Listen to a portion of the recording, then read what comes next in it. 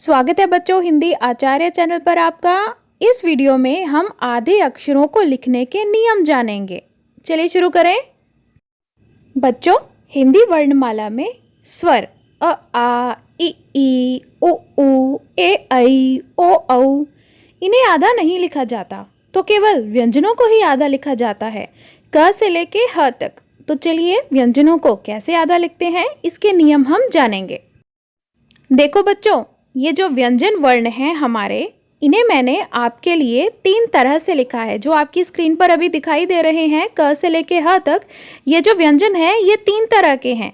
एक तो ऐसे व्यंजन जिनके आसपास मैंने चौकोर खाना बना दिया है, जैसे कि क है आपके सामने और फ है।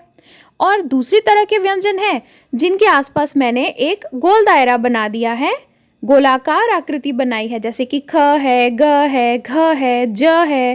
ठीक है। और तीसरी तरह के वे अक्षर हैं जिनके आसपास मैंने कोई भी आकृति नहीं बनाई। तो बच्चों, इन तीनों को आधा लिखने के अलग अलग नियम हैं। इसे समझाने के लिए ही मैंने ये गोलाकार या चौकोर आकृतियां बनाई हैं। देखो बच्चों, ये जो अक्षर हैं जिनके आसपास मैंने गोला बनाया है, इन्हें कहते हैं पाई वाले अक्षर। पाई वाले अक्षर क्यों कहते हैं? क्योंकि इनके पीछे एक खड़ी रेखा है। जैसे कि ख के पीछे देखिए, ग के पीछे देखिए, इनके पीछे एक खड़ी रेखा है, सीधी रेखा है, जो कि इस अक्षर के साथ लगी हुई है।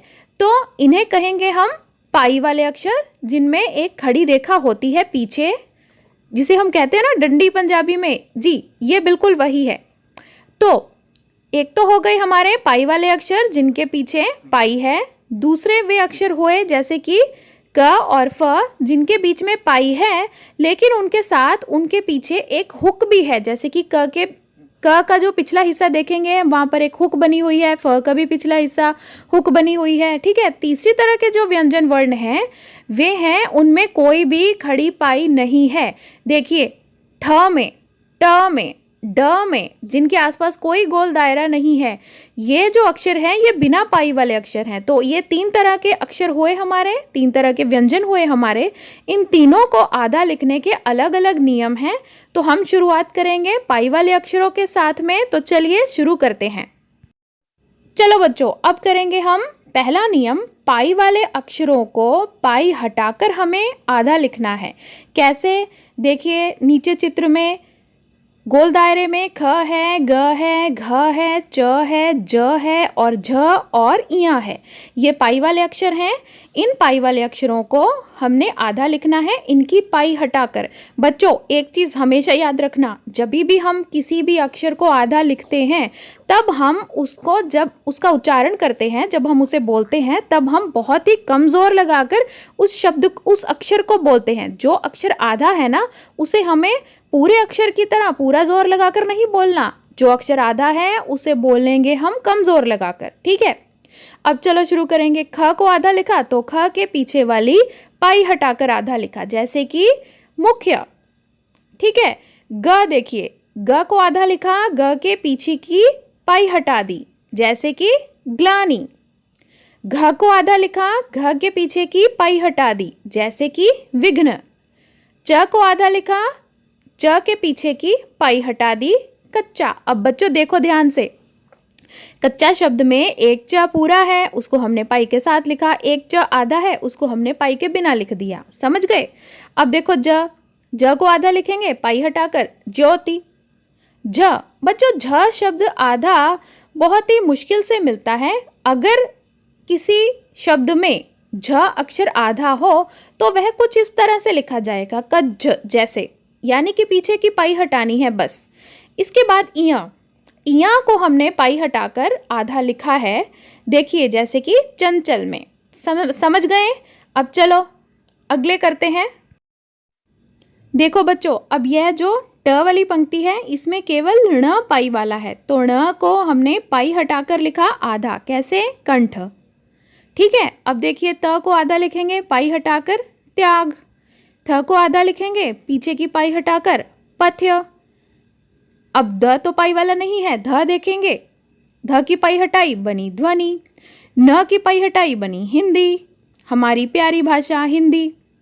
बच्चों देखो, मैंने अभी पहले भी आपको समझाया कि जो भी अक्षर आधा लिखेंगे उसे हम कम जोर लगाकर बोलेंगे। जैसे कि अब जैसे हमने आधा ध है, ध्वनि बोला ना हमने, अगर यह ध पूरा होता तो हम बोलते हैं इसको ध्वनि। समझ गए? तो जो अक्षर आधा है उसको हमने कमजोर लगाकर ही बोलना है। अब हमारे पाई वाले अक्षर हैं प। तो प को आधा कैसे लिखेंगे? पीछे की पाई हटाकर बन गया गप्प। देखिए इसमें एक प पूरा था, उसकी हमने पाई लगाई है, एक प आधा था, उसकी हमने पाई हटा दी।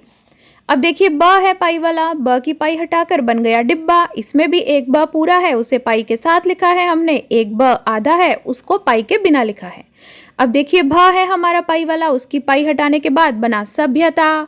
म है पाई वाला, तो आधा म लिखेंगे चम्मच, उसी में एक पूरा म भी है, एक आधा म भी है। ध्यान से देखिए। इसी तरह से य है हमारा पाई वाला, तो पाई हटाकर इसे आधा लिखेंगे शैया। ल है हमारा आधा, तो कैसे लिखेंगे इसे? गिल्लू। जैसे कि इसमें ल है एक, उसकी पाई हटा दी, जो कि आधा था, जो कि पूरा था, उसे वैसे के वैसा ही लिख दिया। वह देखिए, वह अक्षर को आधा लिखेंगे पाई हटाकर, उदाहरण के तौर पर काव्य। चलो बच्चों, अब केवल ये 3 अक्षर रह गए। श की पाई हटाएंगे तो बनेगा श्लोक। बच्चों इसमें टाइपिंग की वजह से श ऐसा पड़ गया है, नहीं तो आप केवल श लिखेंगे पाई के बिना। इसी तरह से यह जो षटकोण वाला श है, इसे भी पाई के बिना लिखा जाएगा कष्ट में। स को पाई हटाकर, जैसे कि गुस्सा में एक स आधा है, पाई हटाकर लिखा जाता है। समझ गए?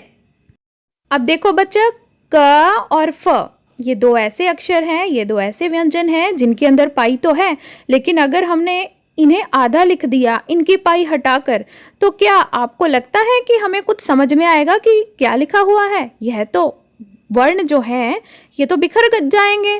तो इसलिए ये वाले जो वर्ण हैं, इन्हें जब हम आधा लिखते हैं, इनमें पाई तो है लेकिन हम उस पाई को हटा नहीं सकते। हम क्या हटाएंगे? इनके पीछे की हुक हटाएंगे।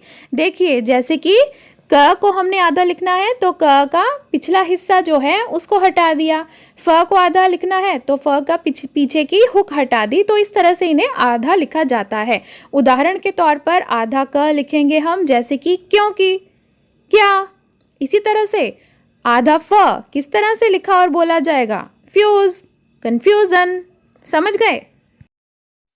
चलो बच्चों, अब हम करेंगे बिना पाई वाले व्यंजन। तो बिना पाई वाले जो व्यंजन हैं, जब हम उन्हें आधा लिखते हैं तो उसका एक ही रूल है बच्चों कि उनको लिखेंगे हम पूरा, लेकिन उनके पैर में हलंत का निशान लगा देंगे। ये देखिए जो हल का निशान बना हुआ है ना, जो हमारे खेती में इस्तेमाल होता है हल, जी वही, उसके जैसा हम निशान उनके पैर में डाल देंगे, जिससे पता चलेगा कि ये जो अक्षर हैं ये बिना पाई वाले अक्षर थे। हम इनकी पाई हटाकर इन्हें आधा नहीं लिख सकते थे, इसीलिए हमने इन्हें पूरा लिख दिया, लेकिन पैर में हलंत लगा दिया ताकि हमें पता चले कि ये जो अक्षर हैं ये आधे अक्षर हैं। देखिए जैसे अंगा है हमारा, तो जैसे कि गंगा में हमारा अंगा के पैर में हल लगता है, इसी तरह से छ के पैर में हल लगेगा, ट के पैर में हल लगेगा, ठ के पैर में हल लगेगा, इनको आधा लिखने के लिए। इसी तरह से ही जो ड है अक्षर हमारा, उसे हमने आधा लिखा खड्ग यानी कि तलवार, तो पैर में हल लगा दिया। ऐसे ही ढ को भी पैर में हल लगाकर आधा लिखेंगे, द को भी पैर में हल लगाकर आधा लिखेंगे। यहाँ पर विद्वान में देखिए द आधा है और वह पूरा है। द अक्षर आधा है और वह पूरा है, जो उसके पैर में लगा है वह पूरा है, जो ऊपर है वह आधा है। ह को हल लगाकर आधा लिखेंगे। अब केवल हमारा आधा र रह गया बच्चों। जो आधा र होता है उसे रेफ कहा जाता है। जो आधा र होता है उसके पैर में हम हल नहीं लगाते, उसे कैसे लिखते हैं? उसे अक्षर के ऊपर लिखा जाता है, जैसे कि कर्म, धर्म, समर्थ। बच्चों फिर वही बात दोहरा रही हूं, अगर यह र आधा नहीं पूरा होता तो हम इसको कर्म कहते, धर्म कहते, समर्थ कहते। क्योंकि यह र आधा है इसीलिए इसे जल्दी जल्दी बोलना है, कमजोर लगाकर बोलना है, इसीलिए हम इसे कर्म, धर्म, समर्थ बोल रहे हैं। इसी तरह से बच्चों एक र पैरों में भी लगता है, जिसे पदेन र कहते हैं, जैसे कि क्रिकेट में लगा हुआ है, राष्ट्र में लगा हुआ है। इस र के बारे में हम बाद में सीखेंगे। अभी हमने सीख लिए कैसे व्यंजनों को आधा लिखा जाता है। पूरा वीडियो देखने के लिए धन्यवाद।